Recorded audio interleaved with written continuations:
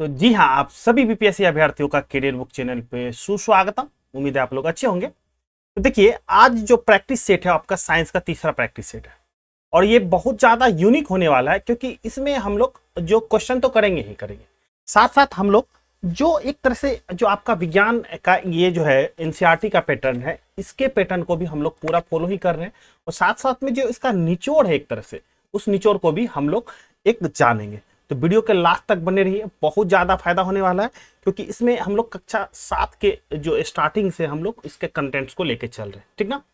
Okay, तो बढ़ते हैं हम लोग पहला क्वेश्चन की ओर। पहला क्वेश्चन क्या कह रहा है उसको समझते हैं। देखिए, कह रहा है किसी पिंड का वेग दोगुना हो जाए होने पर, ठीक ना, उसकी गतिज ऊर्जा में क्या होता है, क्या परिवर्तन होता है, ये बताना है, ठीक ना। तो सबसे पहली बात है, जो गतिज ऊर्जा का सब है क्या, ये जानना है। तो गतिज ऊर्जा होता है 1/2 गुना एम और वी स्क्वायर, ठीक ना। 1/2 गुना मास गुना वेलोसिटी का स्क्वायर, ये है आपका द्रव्यमान और वी है क्या, वेग है, ठीक ना। तो देखिए, वी का मतलब क्या हो गया, वेग हो गया। अब कह रहा है वेग को क्या कर रहा है भाई, 2 गुना कर रहा है, ठीक ना। तो 2 टाइम्स क्या कर रहा है, इंक्रीज हो रहा है, ठीक ना। तो देखिए, वी का है क्या चीज, स्क्वायर, तो 2 का स्क्वायर कर दीजिए, ये हो क्या जाएगा, 4 बढ़ जाएगा। क्योंकि वेग को अब क्या कीजिए, 2 गुना कीजिएगा, तो वेग है क्या, वी का स्क्वायर है, वेग का स्क्वायर है, तो हो जाएगा आपको 2 दूना 4 हो जाएगा, तो ये 4 गुना हो जाएगा। ऑप्शन राइट आंसर सी हो जाएगा, ठीक ना। बढ़ते हैं अगला क्वेश्चन की ओर। और अगला क्वेश्चन क्या कर रहा है, घड़ी में चाबी भरने की प्रक्रिया में क्या है। मतलब घड़ी में जो आप पुराने जमाने में देखते होंगे घड़ी, उसमें चाबी भर के भरा जाता था, ठीक ना। तो आखिर वो क्या करता था, घड़ी में चाबी भरने की जो प्रक्रिया है उसमें क्या, एक तरह से कौन सा ऊर्जा उसमें दिया जाता था। तो एक तरह से उसमें जो स्थितिज ऊर्जा है, पोटेंशियल एनर्जी है, उसको संग्रहित किया जाता था, मतलब स्टोर किया जाता था, और उसी ऊर्जा का उपयोग करके वो घड़ी क्या होती थी, चलती थी। नहीं तो पहले जमाने में जो घड़ी होती थी, कहता अरे बंद हो गया, तो कोई नहीं, चाबी दे दो उसमें। तो चाबी देने की प्रक्रिया में हम कहीं ना कहीं उसमें क्या देते थे, पोटेंशियल एनर्जी या स्थितिज ऊर्जा देते थे, है ना। तो चलते हैं अगला क्वेश्चन की ओर। देखिए, अगला क्वेश्चन है, पहाड़ पर चढ़ते समय व्यक्ति आगे झुकता है, ठीक ना। जब भी एक ढलान पे, देखिए यहाँ पे इमेज में भी, जब ढलान पे चढ़ रहा है यहाँ पे, तो ये यहाँ पे क्या होता है, आगे की ओर झुका हुआ है। जो भी एक तरह से यात्री है वो क्या आगे की ओर झुका हुआ है। तो आगे की ओर झुकने की जो प्रक्रिया आखिर क्यों झुक रहा है, ध्यान रखिएगा, वो स्थायित्व या स्थिरता को वृद्धि में के लिए, मतलब स्टेबिलिटी है, अपनी पकड़ बनाने के लिए, स्टेबिलिटी बनाने के लिए वो जब पहाड़ पे चढ़ता है तो आगे की ओर झुक जाता है, ठीक ना। तो किसके लिए करता है, स्थायित्व या स्थिरता भी बोलते हैं, या स्टेबिलिटी भी उसको बोलते हैं, उसको अचीव करने के लिए आगे, मतलब पहाड़ पे चढ़ने वक्त तो आगे की ओर झुकता है ना। बढ़ते हैं आगे क्वेश्चन की ओर। अगला क्वेश्चन क्या कर रहा है इसको समझते हैं। कहा समुद्र के पानी का घनत्व बढ़ जाता है, समुद्र के पानी का घनत्व बढ़ जाता है, ठीक ना। तो समुद्र का पानी का घनत्व बढ़ता है कैसे, उसके बारे में बताना है। तो याद रखिएगा, जो गहराई और खारापन दोनों वृद्धि होने में, कहने का मतलब जब समुद्र की गहराई, मतलब जिस तरह से समुद्र में अगर नीचे की ओर बढ़ते जाइएगा तो गहराई भी बढ़ेगी और खारापन दोनों बढ़ेगा, तो उसकी जो घनत्व है, डेंसिटी है, वो आपका क्या होता है, बढ़ जाता है, इंक्रीज हो जाता है, ठीक ना। बढ़ते हैं अगले क्वेश्चन की ओर। कहा नदी में तैरता जलयान जब समुद्र में जाता है तो यह, ठीक ना, कोई एक नदी में कोई एक नाव है या जलयान है जो नदी में है, अब नदी से क्या हो गया, समुद्र में उतरा है, अब क्या प्रक्रिया होगा ये बताना है। कह रहा थोड़ा सा ऊपर उठ जाता है, थोड़ा सा नीचे डूब जाता है, एक ही स्तर पर रहता है, या कह रहा जलयान के निर्मित पदार्थ के अनुसार थोड़ा सा डूब जाता है या उग जाता है। तो ध्यान रखिएगा, जब कोई नदी से अगर जा रहा, समुद्र की ओर जा रहा है, समुद्र में जा रहा है, तो क्या होता है, जहाज जो होता है या जलयान जो होता है थोड़ा सा ऊपर उड़ जाता है। इसके पीछे कारण क्या है, थोड़ी देर पहले क्या पढ़े थे आप, समुद्र में जो है, समुद्र की पानी का जो घनत्व है वो क्या होता है, ज्यादा होता है, ठीक ना। तो इसी की वजह से जो समुद्र में जब जाएगा तो जहाज या जलयान जो होगा थोड़ा सा ऊपर की ओर उठ जाएगा आपका, ठीक ना। बढ़ते हैं अगला क्वेश्चन की ओर। अब कह रहा इस्पात की गेंद पारे पे तैरती है, ठीक ना, इस्पात की गेंद जो है आपको पारे पे तैरती है, ये बता रहा है आपको, लेकिन क्यों तैरती इसके बारे में आपको बताना है। तो देखिएगा, जो इस्पात की जो अपेक्षा, जो पारे का घनत्व तो अधिक होता है, इस्पात की अपेक्षा अगर पारा का घनत्व बोला जाए, डेंसिटी बोला जाए, तो पारे का डेंसिटी क्या होता है, आपको अधिक होता है। यही कारण है कि जो इस्पात की गेंद है जो वो पारे पे क्या है, तैरता है, ठीक ना। बढ़ते हैं अगला क्वेश्चन की ओर। अब कह रहा अत्यधिक ऊंचाई पर उड़ रहे वायुयान के अंदर, अत्यधिक ऊंचाई पर उर्रे वायुयान के अंदर। अब ऑप्शन में आपका है कि जो दाब जो है बाह्य दाब के समान ही होता है, ठीक ना, ये गलत है या सही बताना है। कह रहा वायु पंप की सहायता से समान दाब बनाए जाते हैं। कहने का मतलब है कि जो एक्सटर्नल हम लोग कुछ इक्विपमेंट लगाते हैं जिसकी वजह से वायु दाब उसको अंदर में समान बनाया जाता है, ठीक ना। तो ये ऑप्शन बी आपका राइट है, ठीक ना। तो जब भी आप एरोप्लेन से सफर किए होंगे कभी, तो देखे होंगे क्या, जो वहां पे ऊपर में जो है जो दाब जो है प्रेशर कम हो जाता है, ठीक ना। तो कठिनाई होगा, प्रॉब्लम होगा, क्रिएट होगा, कान वगैरह में आपको कान में थोड़ा सा दर्द करने लगता होगा जब शुरू में जाते होंगे। तो इसमें देखे होंगे अक्सर अगर कोई चढ़े होंगे तो आपको कान में हल्का दर्द करने लगता होगा, ठीक ना, क्योंकि बाहर का जो प्रेशर है, क्या है, बाहर का प्रेशर वो बहुत एक तरह से कम होने लगता है, ठीक ना। तो अंदर का प्रेशर हावी हो जाता है। तो इस वजह से प्रेशर को मेंटेन करने के लिए, मतलब जितना वायुमंडलीय दाब अभी है, जैसे अभी हम यहाँ पे है, जितना दाब होना चाहिए उसको मेंटेन करने के लिए क्या करते हैं, जो पंप की सहायता से, एक्सटर्नल पंप की सहायता से उसको समान दाब बनाए रखा जाता है, वहां पे इस तरह का दाब रखा जाता है, ठीक ना। ओके, चलते हैं हम लोग अगला क्वेश्चन की ओर। अब खड़ा वायुमंडलीय दाब को मापने के लिए आवश्यक यंत्र, जो वायुमंडलीय दाब है उसको किस यंत्र से नापा जाता है। तो ध्यान रखिएगा, उसको नापते हैं हम लोग बैरोमीटर से। किससे मापते हैं, तो बैरोमीटर से हम लोग वायुमंडलीय दाब को मापते हैं। ओके, बढ़ते हैं अगला क्वेश्चन की ओर। और अगला क्वेश्चन देखिए, इसका थोड़ा सा हिंट आपको दे चुके हैं हम पिछले क्वेश्चन में, ठीक है। तो क्वेश्चन जो फिजिक्स है आपको ओवरलिंक है।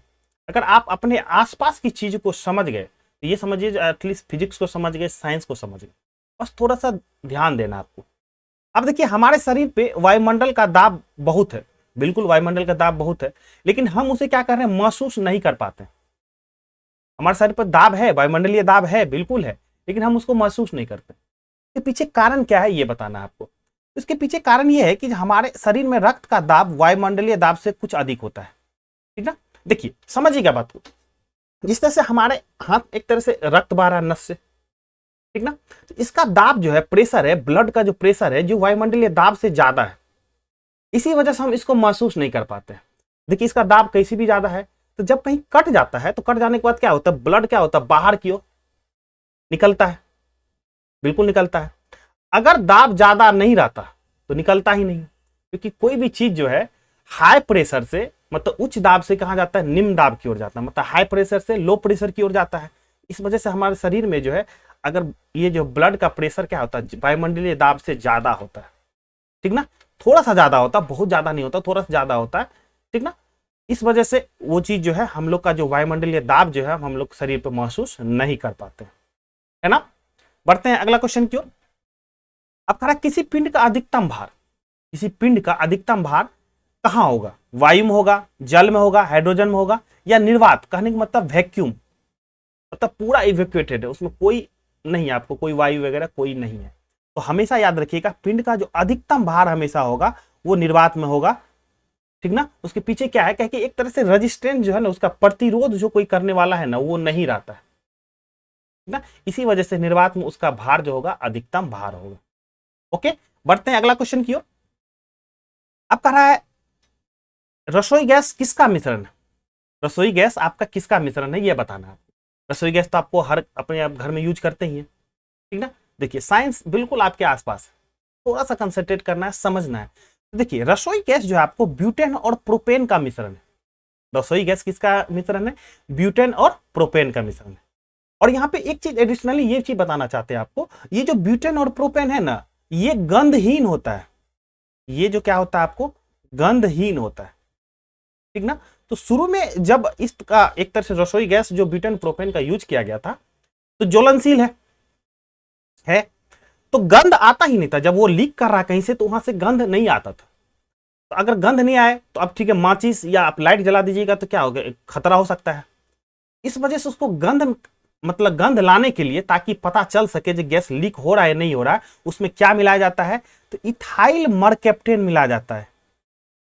इथाइल मरकैप्टेन मिलाया जाता है मेरे दोस्त, इथाइल मरकैप्टेन आपको उसमें मिलाया जाता है, ताकि ये जो है उसके स्मेल को हम लोग, स्मेल इसका तीखा होता है। अक्सर जब गैस खोलते होंगे तो अरे गैस महक रहा है, लीक हो रहा है, क्यों, किसके वजह से, वो इथाइल मरकैप्टेन की वजह से ही आप उसको महसूस कर पा रहे हैं, ठीक ना। और तभी आप प्रिकॉशन लेते हैं, कोई या तो कोई माचिस नहीं जलाते, लाइटर नहीं जलाते, या तो लाइट बल्ब बंद करते हैं, ठीक ना। तो किसके वजह से, आपको अगला क्वेश्चन अगर कभी पूछ दिया जाए, जो रसोई गैस में जो गंध होता है उसमें किसका योगदान है, तो इथाइल मरकप्टेन का। ओके, बढ़ते हैं हम लोग अगला क्वेश्चन की ओर। देखिए अगला क्वेश्चन कह रहा है अभ्रक। अभ्रक क्या है? अबीर भी जिसको बोलते हैं, ठीक ना। अबीर में एक छोटा छोटा सा एक सिलिका जैसे चमकीला जो होता है उसको अभ्रक बोला जाता है। अभ्रक देखिए उष्मा का अच्छा चालक होता है, ध्यान रखिएगा, उष्मा जो हीट है अच्छा चालक होता है, लेकिन विद्युत का कुचालक होता है वो। अभ्रक जो है क्या होता है, उष्मा का अच्छा चालक होता है, ठीक ना। उष्मा उसमें एक जगह से दूसरे जगह कैरी होता है, लेकिन विद्युत का क्या होता है, कुचालक होता है। इस वजह से आयरन वगैरह, पुराने जमाने पे आयरन वगैरह में उसका हम क्वाइल में एक तरह से यूज किया जाता है। क्वाइल में, आयरन वगैरह के क्वाइल में इसी अभ्रक का यूज किया जाता है, क्योंकि उसका आयरन क्वाइल का मतलब आयरन का काम क्या था, हम लोग को हीट चाहिए प्रेस करने के लिए, इस वजह से उष्मा का अच्छा चालक होता है, ठीक ना। लेकिन विद्युत का मतलब वो क्या होता है, कुचालक होता है। इस वजह से जो नीचे वाला आयरन का प्लेट जो होता था, प्लेट के उसके और वहां पे क्वाइल दोनों के बीच में रखा जाता था, जहां हीट तो ट्रांसफर हो गया, मतलब उष्मा चलेगी नीचे कपड़ा पे, लेकिन वो क्या होता था, हम लोग उसको छूते थे तो हम लोग को करंट नहीं लगता था, क्योंकि वो विद्युत का क्या होता है, कुचालक होता है ना। तो बढ़ते हैं हम लोग अगले क्वेश्चन की ओर। अब कहा बिजली के बल्ब के अंदर कौन सी गैस भरी जाती है? बिजली के जो है बल्ब के अंदर कौन सी गैस भरी जाती है? तो देखिए अगर इस तरह से ऑप्शन के अंतर्गत देखा जाए तो देखिए यहाँ पे सबसे उपयुक्त ऑप्शन है आपको नाइट्रोजन। बिजली के बल्ब के अंदर आपको नाइट्रोजन भरी जाती है, लेकिन इसके साथ साथ क्या आर्गन भी भरी जाती है मेरे दोस्त, इसके साथ साथ आपको आर्गन भी भरा जाता है, जो कि एक तरह से इनर्ट गैस, ठीक ना। तो बिजली के बल्ब के अंदर आपको कौन सी गैस भरी जाती है, तो नाइट्रोजन भरी जाती है। और इसके अलावा भी अगर ऑप्शन में दिखे आर्गन, तो आर्गन आपको यूज कर सकते हैं, मतलब नाइट्रोजन या आर्गन में से कोई एक ऑप्शन यूज कर सकते हैं, है ना। चलते हैं अगले अगले क्वेश्चन की ओर। अब कह रहा जंग लगे हुए लोहे का वजन बिना जंग लगे हुए लोहे के वजन से क्या होता है? देखिए अक्सर देखिएगा जो एक जंग लगा हुआ लोहा और है और एक बिना जंग का है, मतलब आप किसी लोहा को छोड़ दिए और जंग लगने के बाद उसको तोलिए, तो जंग लगने के बाद जो तोलिएगा ना, तो उसका वजन जो है कुछ ना कुछ बढ़ जाता है। उसका वजन क्या होता है, कुछ ना कुछ बढ़ जाता है। हमेशा ये चीज चेक कभी कर लीजिएगा, जो आपको उसका वजन बढ़ जाता है, ठीक ना। बढ़ते हैं अगला क्वेश्चन की ओर। करा ईंधन के जलते समय उसमें से जो कार्बन और हाइड्रोजन मौजूद है, देखिए ईंधन में क्या होता है, कार्बन मौजूद रहता है, बिल्कुल, हाइड्रोजन भी उसमें मौजूद रहता है। तो अब करा जलने के बाद क्या किस में बदल जाते हैं? तो ऑप्शन में देखिएगा तो उसके जलने के बाद जो होता है कार्बन डाइऑक्साइड और जलवाष्प में बदल जाते हैं, ठीक ना। जो ईंधन है, ईंधन में जो हमारा कार्बन है और हाइड्रोजन है मौजूद रहते हैं, वो जलने के बाद आपको कार्बन डाइऑक्साइड और जलवाष्प में बदल जाते हैं। तो किस में बदलते हैं, तो कार्बन डाइऑक्साइड और जलवाष्प में आपको बदल जाते हैं। ओके, बढ़ते हैं अगला क्वेश्चन की ओर। अब कह रहा वातावरण में सर्वाधिक मात्रा में पाई जाने वाली गैस क्या है? मतलब ये जो मेरा एटमोस्फेयर है, इस एटमोस्फेयर में सबसे ज्यादा मात्रा में जो गैस पाई जाती है उसका नाम बताना। उसका नाम है आपको नाइट्रोजन, ठीक ना। जो नाइट्रोजन ही है जो हमारे एक तरह से एटमोस्फेयर में, वातावरण में, वायुमंडल में सबसे ज्यादा प्रचुर मात्रा में पाया जाता है, मतलब सबसे ज्यादा अमाउंट में पाया जाता है। ओके, तो बढ़ते हैं अगला क्वेश्चन की ओर। अब कह रहा लोहे के पाइप को मतलब संक्षारण से बचाने के लिए उसके ऊपर जस्ते की परतें चढ़ाई जाती, इस प्रक्रिया को क्या कहते हैं, ठीक ना।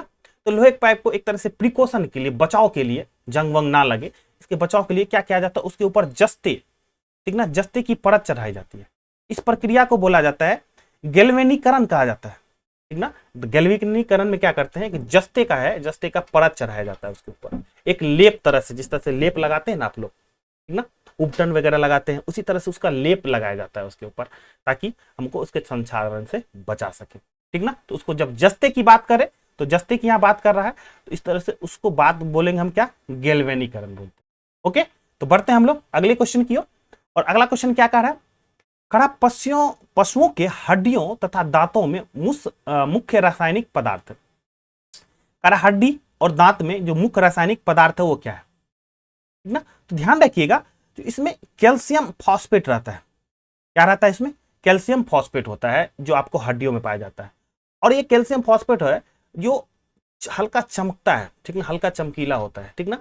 तो कभी कभी आप अक्सर नहीं, अक्सर तो नहीं, जब आप कभी शमशान घाट वगैरह से आसपास से गुजरते होंगे तो यहाँ पे हड्डी वगैरह रहती है, तो रात को वो लगता होगा जो थोड़ा सा चमक रहा है हल्का सा, वो, हाँ, वो कैल्शियम फॉस्फेट की वजह से ही उसका हड्डी जो है वो आपका चमकता है, ठीक ना। तो उससे डरिएगा नहीं, कोई ना कोई भूत, वो भूत प्रेत नहीं है, बस वो कैल्शियम फॉस्फेट ही उसके पीछे का कारण है जिसकी वजह से वो चमकता है, ठीक ना। तो हड्डियों में क्या है आपको मुख्य रासायनिक पदार्थ है, वो कैल्शियम फॉस्फेट है। ओके, बढ़ते हैं अगले क्वेश्चन की ओर। आपका रासायनिक रूप से सूक्ष्म सूक्ष्म हिम मतलब ड्राइस, बहुत इंपॉर्टेंट क्वेश्चन है आपका, ठीक ना। भूले भटके ये क्वेश्चन आपको मिल ही जाएगा, कोई ना कोई एग्जाम जो भी होगा उसमें मिल जाता है।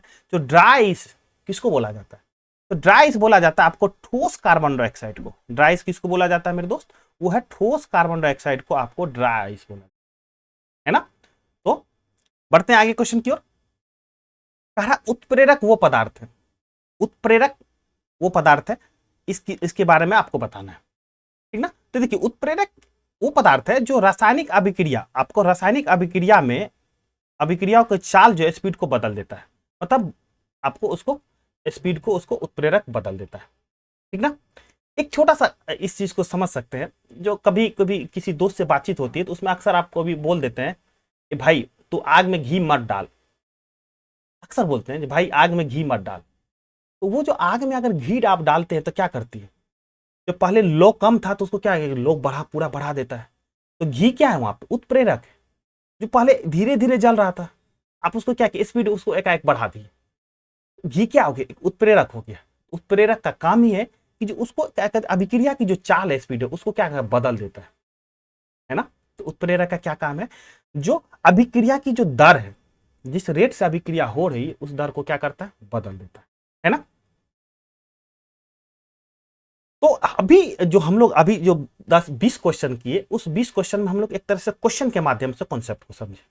लेकिन अब जो है हम लोग कुछ एक निचोड़ है, जिस तरह से मेरे पास अभी अभी थोड़ी देर पहले भी आपको बताए थे, जो एनसीईआरटी का ये बुक है, आपको एनसीईआरटी के बुक में हम लोग आज जो है पादप के पोषण के बारे में जो एक निचोड़ है उसके बारे में हम लोग जानेंगे। तो कहीं ना कहीं दोनों तरफ का क्वेश्चन हम करवा रहे हैं ताकि आपको एक कंप्लीट तैयारी आपका हो जाए। इस वजह से वीडियो को लास्ट तक देखिए। अगर आप चैनल पे नए हैं तो चैनल को सब्सक्राइब जरूर कीजिए, क्योंकि बहुत ज्यादा आपको फायदा होने वाला है, ठीक ना। तो जितना हो सके मेरे तरफ से उतना एफर्ट करें ताकि सिलेक्शन आपका हो। ओके, तो चलिए अब हम लोग कॉन्सेप्ट को भी समझेंगे और साथ साथ इसका जो क्वेश्चन है, क्वेश्चन भी आपको हम करवा रहे हैं, ठीक ना। तो बात करा पादप में पोषण, मतलब पेड़ पौधा में जो पोषण, उसके बारे में हम लोग बात करेंगे।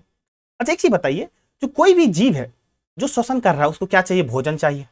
बिल्कुल भोजन चाहिए। किसके लिए चाहिए, क्योंकि अपने शरीर में या अपने वृद्धि के लिए चाहिए, अपने रख रखाव के लिए चाहिए। तो भोजन क्या है, बहुत इंपॉर्टेंट है, ठीक ना। तो अब जो पादप है, पादप कहने का मतलब है पेड़ पौधा जो है वो भी भोजन करेगा, मतलब भोजन।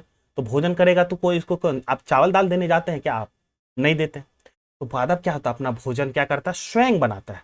तो स्वयं जो पादप बनाएगा, हरे पादप स्वयं जो बनाता है वो किस प्रक्रिया से बनाता है मेरे दोस्त, वो प्रकाश संश्लेषण प्रक्रम, मतलब प्रकाश संश्लेषण की क्रिया से क्या बनाता है, वो भोजन वो बनाता है और अपना खाद्य स्वयं संश्लेषित करता है, मतलब अपना भोजन वो बनाता है और अपना भोजन वो ग्रहण करता है। तो किस प्रक्रिया के द्वारा बनाता है, तो वो प्रक्रिया आपका है प्रकाश संश्लेषण, है ना। वो प्रक्रिया आपका क्या हो गया, प्रकाश संश्लेषण। अब बात ये आ गया, जिस तरह से आप एक तरह से चावल दाल बना रहे हैं, तो चावल दाल बनाने के लिए क्या करते हैं, चावल की जरूरत है, ईंधन की जरूरत है, पानी की जरूरत है। दाल बना रहे हैं तो दाल की जरूरत है आपको, नमक हल्दी जो भी जरूरत है, ठीक ना। ठीक उसी तरह से अगर जो मेरे पौधे हैं, पेड़ पौधे हैं, उसको भोजन बनाने के लिए क्या क्या की जरूरत है, देखिए। तो उसका भोजन के लिए आपको कार्बन डाइऑक्साइड, जल चाहिए, खनिज चाहिए, जैसे सरल रासायनिक पदार्थों का उपयोग वो खाद्य संश्लेषण के लिए करते हैं, ठीक ना। जिस तरह से आपको एक तरह से चावल, नमक, तेल जो भी चाहिए आपको एक चाहिए, रॉ मटेरियल चाहिए, ठीक उस तरह से पादप जो है किसका यूज करते हैं, कार्बन डाइऑक्साइड का करेंगे, जल का यूज करेंगे, आपको सूरज का रोशनी का यूज करेंगे, वो किस में करने के लिए, भोजन बनाने के लिए, ठीक ना। आगे बढ़ते हैं हम लोग। प्रकाश संश्लेषण के लिए क्लोरोफिल एवं सूरज का प्रकाश अनिवार्य है। तो क्लोरोफिल और सूरज का जो प्रकाश है आपका, वो दोनों बहुत इंपॉर्टेंट है, बहुत ज्यादा अनिवार्य है आपका जो भोजन बनाने के लिए। अब कह रहा है कार्बोहाइड्रेट जैसे जटिल रासायनिक पदार्थ जो प्रकाश संश्लेषण के उत्पाद है। अब जिस तरह से मान लीजिए चावल दाल आप सब चीज मिलाए और उसके बाद अगर बनाए, तो बनने के बाद क्या प्रोडक्ट क्या बना आपका, खिचड़ी। चावल दाल को अगर एक ही साथ मिला के आप बनाते हैं तो प्रोडक्ट क्या बना उसका, खिचड़ी। तो ठीक उसी तरह से जब भोजन, मतलब ये सब चीज कार्बन डाइऑक्साइड हो गया, जल हो गया, क्लोरोफिल हो गया, सूरज का प्रकाश हो गया, ये सब मिलने के बाद जो है उत्पाद जो बनता है, उत्पाद क्या होता है, एक भोजन के रूप में वो बनता है क्या हम दोस्त, वो कार्बोहाइड्रेट बनता है। उसका क्या बनता है, कार्बोहाइड्रेट बनता है। और इसके साथ जो बनता है, उसके साथ जो है ऑक्सीजन, आपको ऑक्सीजन जो है O2 आपको बाहर उत्सर्जित होता है, ठीक ना, ऑक्सीजन आपको बाहर निकलता है। ओके, तो अभी तक जो पढ़े उसको एक छोटा सा लाइन में हम समरी करते हैं कि जो भोजन सभी के लिए इंपॉर्टेंट है, चाहे हम इंसान हो या पेड़ पौधा हो। लेकिन हम इंसान जो है दूसरे पर डिपेंड है, पेड़ पौधे पर डिपेंड है। लेकिन पेड़ पौधा क्या अपना भोजन स्वयं बनाता है। तो जब अपना भोजन स्वयं बनाएगा उसके लिए कुछ ना कुछ आवश्यक चीजें होगी। उस चीजें में क्या है, तो सबसे इंपॉर्टेंट जो है क्लोरोफिल है। इसी क्लोरोफिल को हरित लवक भी बोला जाता है, ठीक ना, हरित लवक भी बोला जाता है उसको। क्लोरोफिल को आपको हरित लवक भी बोला जाता है। और क्या चाहिए, क्लोरोफिल के साथ सूरज का प्रकाश चाहिए, ठीक ना, और साथ में कार्बन डाइऑक्साइड, जल चाहिए और खनिज वगैरह चाहिए उसको भोजन बनाने के। अब भोजन बनाने के बाद बनेगा क्या क्या, तो कार्बोहाइड्रेट बनेगा, ठीक ना, वो क्या करता है अपना स्टोर कर लेता है स्टार्च के रूप में। वो क्या करता है, कार्बोहाइड्रेट जो है आपको स्टार्च के रूप में आपको स्टोर कर लेता है। पत्तियां उसको एक तरह से स्टार्च के रूप में स्टोर कर लेती है। और ऑक्सीजन क्या होती है, ऑक्सीजन एटमॉस्फेयर में आपको निकल जाता है, ठीक ना। ओके, तो इतनी समरी हो गई। अब इस चीज को एक फोटो के माध्यम से देखिए, समझ लीजिए। ये जो पत्तियों में क्लोरोफिल होता है, हरित लवक यही होता है, क्लोरोफिल होता है। अब क्या, कार्बन डाइऑक्साइड, ऑक्सीजन मतलब कार्बन डाइऑक्साइड क्या है एटमॉस्फेयर से लिया, और कार्बन डाइऑक्साइड उसकी क्या है, तो पत्तियां लेती है। पत्ती में जो रंध्र होते हैं, रंध्र क्या होती है, वो कार्बन डाइऑक्साइड उसको ले लिया। सूरज का प्रकाश चाहिए और इसके साथ साथ क्या चाहिए आपको, जल, H2O, ठीक ना। मतलब कहने का मतलब है ये है कि CO2 कार्बन डाइऑक्साइड है प्लस H2O हो गया, जल हो गया। ये आपको सूरज के प्रकाश, ठीक ना, आपको क्लोरोफिल, क्लोरोफिल को समझ लीजिए के से डिनोट कर लीजिए, और आपको सन, ये दोनों के सम्मिलित आपको मिलेगा कौन, कार्बोहाइड्रेट, ठीक ना, कार्बोहाइड्रेट, ठीक ना। कार्बोहाइड्रेट को मान लीजिए थोड़ा देर के लिए सी, यहाँ पे चूंकि जगह कम है तो कार्बोहाइड्रेट बनेगा आपको, प्लस क्या बनेगा आपको, ऑक्सीजन जो है, ऑक्सीजन आपको उत्सर्जित होगा। तो यही प्रक्रिया जो टोटल है, ये प्रक्रिया टोटल प्रकाश संश्लेषण कहलाता है। इसमें भाग कौन लेगा, कार्बन डाइऑक्साइड, जल दोनों मिला, किसकी उपस्थिति में, तो क्लोरोफिल और एस मतलब सूरज की रोशनी में। बनेगा क्या, तो कार्बोहाइड्रेट, इसको सी मान लेते हैं थोड़ी देर के लिए, कार्बोहाइड्रेट, और बनेगा O2। तो ये क्या होता है, ये इसको क्या करता है, संश्लेषित कर लेता, मतलब अपने पास रख लिया। और ऑक्सीजन को क्या करता है, ऑक्सीजन बाहर एटमॉस्फेयर में छोड़ देता है, ठीक ना। अब देखिए, सूरज की प्रकाश बहुत इंपॉर्टेंट है। इसी वजह से आपको ये कहा जाता है कि मतलब जो पेड़ पौधे जो है दिन में भोजन बनाते हैं, रात में भोजन नहीं बनाते। इसका कारण क्या है, क्योंकि दिन में है सूरज की रोशनी उसको मिल जाती है। ओके, इस वजह से आपको जो सूरज का प्रकाश बहुत ज्यादा इंपॉर्टेंट है। तो उम्मीद है आपको ये आपको अच्छा लगा होगा कंटेंट। तो बढ़ते हैं हम लोग आगे की ओर। आगे कुछ और टॉपिक है, उसको भी हम लोग समझते हैं। देखिए, खरा प्रकाश संश्लेषण के प्रक्रम में क्लोरोफिल की सहायता से पत्तियों द्वारा सौर ऊर्जा का संचय किया जाता है, ठीक ना। सौर ऊर्जा का वो पत्तियों के द्वारा संचय कर लिया जाता है। और प्रकाश संश्लेषण में ऑक्सीजन उत्पादित होती है, थोड़ी देर पहले आपको बताया। तो ऑक्सीजन क्या होती है, उत्पादित होती है आपको। अब कह रहा इस ऑक्सीजन का उपयोग सभी जीवों द्वारा उसकी उत्तर जीविका के लिए किया जाता है, मतलब श्वसन के लिए हम लोग क्या करते हैं, जो ऑक्सीजन पेड़ पौधा छोड़ रहा है उसका हम लोग यूज करते हैं। ओके, आगे और बढ़ते हैं। कह रहा कवक जो है अपना पोषण मृत तथा अपघटित जैव पदार्थों से प्राप्त करते हैं, ठीक ना। जो कवक एक है जो अपना जो भोजन जो प्राप्त करता है वो मृत, ठीक ना, मतलब मृत सारा गला चीज से प्राप्त करता है। वे क्या कहलाते हैं, मृत जीवी कहलाते हैं। मतलब जो कवक जो है ऐसा जीव है जो मृत, मतलब मृत कोई चीज है उसके उस पर डिपेंड कर रहा है, इसलिए उसको मृत जीवी बोला जाता है। अमरबेल जैसे एक पादप होता है, अमरबेल थोड़ी देर बाद इसको बारे में बताएंगे। जो अमरबेल जैसे पादप जो है वो परजीवी होता है। परजीवी करने का मतलब वो दूसरे पादप पे डिपेंड कर रहा है, ठीक ना। वे परपोषी पादप से अपना भोजन प्राप्त करते हैं, ठीक ना। कुछ पादप एवं अन्य सभी जीव अपने पोषण हेतु दूसरे जीवों पर निर्भर होते हैं, उसे विषमपोषी कहते हैं, ठीक ना। कुछ पादप एवं अन्य जीव कहते हैं अपना पोषण हेतु दूसरे जीव पर निर्भर रहते हैं, उसे क्या बोलते हैं, विषमपोषी। देखिए, अगर बात करें मनुष्य की तो मनुष्य भी विषमपोषी है। कैसे, क्योंकि अपना भोजन कहां से प्राप्त करता है, भोजन अगर आप गेहूं चावल खा रहे हैं तो गेहूं चावल किसका प्रोडक्ट है भाई, पेड़ पौधे पे है ना। लेकिन वो भोजन अपना पेड़ पौधा अपना भोजन गेहूं अगर बना रहा है, एक गेहूं छोटा सा पौधा गेहूं से अगर बड़े की ओर जा रहा है तो कहां से उसका अपना भोजन बनाता है, क्या आपसे मांग के लाता है क्या, नहीं, वो अपना भोजन स्वयं बनाता है, ठीक ना। इस वजह से हम उस पर डिपेंड है, तो हम लोग विषमपोषी में भी आते हैं। ओके, तो बढ़ते हैं हम लोग अगले सेशन में। और अगला क्वेश्चन जो है, ये सब जो क्वेश्चन है आपको इसी एनसीईआरटी का क्वेश्चन है, इसी एनसीईआरटी का क्वेश्चन आपको जो दिया हुआ है। देखिए लास्ट में क्वेश्चन आपको यहाँ पे दिया रहता है, क्वेश्चन जो है उसका क्वेश्चन आपको करवा रहे हैं, ताकि जो एक तरह से बीपीएससी जो ये कह रही है कि जो क्वेश्चन का जो पैटर्न होगा पूरा आपको एनसीईआरटी एससीईआरटी का फॉलो करेंगे, उसका ही आपको यहाँ पे हम आपको इसका जो कंटेंट्स दे रहे हैं, ठीक ना। तो चलिए थोड़ी देर पहले हम लोग पढ़े जो अमरबेल उदाहरण है किसका भाई।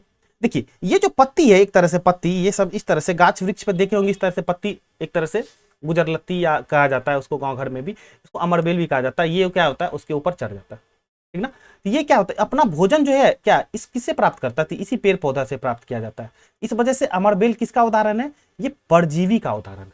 अमरबेल किसका उदाहरण है, ये परजीवी का उदाहरण है, ठीक ना। बढ़ते हैं अगला क्वेश्चन की ओर। कहा कीटों को पकड़कर अपना आहार बनाने वाले पादप का नाम क्या है, ठीक ना। देखिए तो उसका नाम है जो घटपर्णी। घट मतलब देखिए क्या, घटपर्णी का मतलब, घट मतलब एक घड़ा। इसका जो लीफ है, पत्ती है, ये पत्ती क्या है, घड़ा नुमा है, ठीक ना। तो घटपर्णी या पीचर पादप भी बोला जाता है। इसमें क्या होता है, देखिए इसके एक तरह से ढक्कन होता है, ठीक ना। ट्रैक्टर वगैरह के ऊपर में भी इस तरह से होगा, इस तरह से ढक्कन लगा होगा, देखे होंगे। तो यहाँ पे क्या होता है, इसमें क्या होगा, कीड़ा मकोड़ा फंस गया, कीड़ा मकोड़ा इसमें फंस गया, वो चला जाता है, ये ढक लिया इस तरह से, और भोजन जो अपना वो प्राप्त करता है इसी से। इस तरह से कीटों को पकड़कर अपना आहार बनाने वाले पादप को, ये पादप जो एक तरह से मांसाहारी पादप भी बोला जाता है। उसका क्या नाम है, घटपर्णी बोला जाता है। क्या नाम है उसका, तो घटपर्णी बोला जाता है। ओके, बढ़ते हैं हम लोग अगला क्वेश्चन की ओर। अब देखिए पादप के किस भाग द्वारा प्रकाश संश्लेषण हेतु वायु से कार्बन डाइऑक्साइड ली जाती है। अभी थोड़ी देर पहले क्या पढ़े, जो पत्ती है, ठीक ना, पत्ती में आपको क्लोरोफिल भी है। देखिए पत्ती आपका क्लोरोफिल है, तो पत्ती में ही एक रंध्र छेद होता है दोस्त। जो रंध्र छेद होता है, जिस तरह से आपके जैसे श्वास कर लेते हैं, श्वास लेते हैं तो आपके नाक का छेद है, नाक का छेद है जहां से आप श्वास ले रहे हैं, ठीक। उससे पत्ती में भी उसका एक नाक होता है जिसको रंध्र छेद बोला जाता है।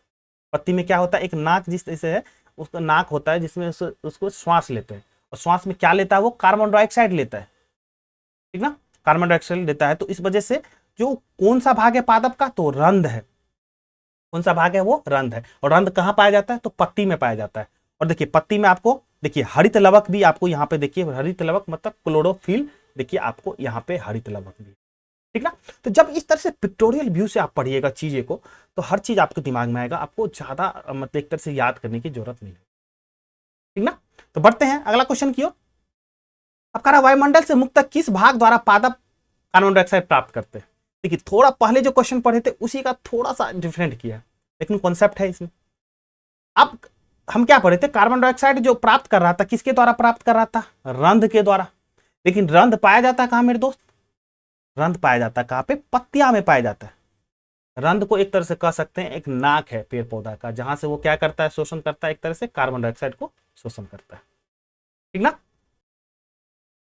तो उम्मीद है जो आज का सेशन आपको अच्छा लगा होगा, तो इसके बारे में आप जरूर कमेंट कीजिए, जो वीडियो आपको कैसा लगा है, ठीक ना।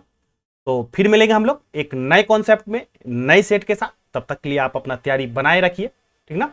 और जो एक कंटेंट है साइंस का बिल्कुल टेंशन मत लीजिए, क्योंकि इसकी जितनी भी कंटेंट हो सकती है हम आपको प्रोवाइड जरूर करेंगे। तो आज की वीडियो के लिए इतना ही, फिर मिलेंगे हम लोग नए कॉन्सेप्ट के साथ। तब तक के लिए धन्यवाद, जय हिंद।